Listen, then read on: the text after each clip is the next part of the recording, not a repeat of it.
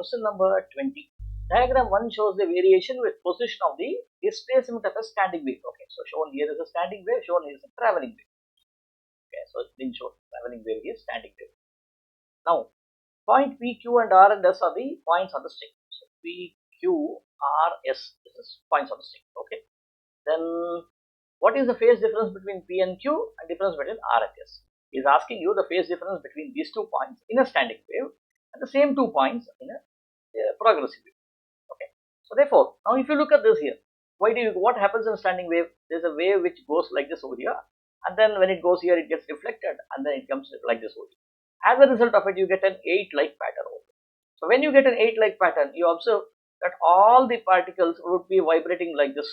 So which means when this is coming down, this is also coming down, right? What is the phase difference between them? The phases are identical. The difference between them is 0 degrees. Is 0. Now let us look at this here.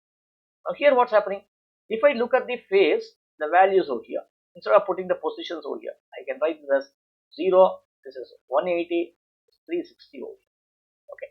So now if this particle will be going downward like this, and this particle will be going upward like this. Okay, but don't take this as equal to 180. It should lie between these two over here. Okay, if it was 180 and 360, then the particles R and S should be situated over here. It should be lesser than this. Now let us look at the answer. Let us look at the options given here. So first one definitely is 0. The second one is not equal to 0. That's what you can claim. So towards it, first one is 0, first one is 0, first one is 0. Second one is not equal to 0. C is the right answer. Right? It is pi by 2 until unless the values are given over here. I cannot mark whether it's pi by 2 or 2 pi, pi by 2 or pi by 4 or pi by 3 or pi by 6. I cannot mark anything here. But fortunately for us, there are only 2 options given over here.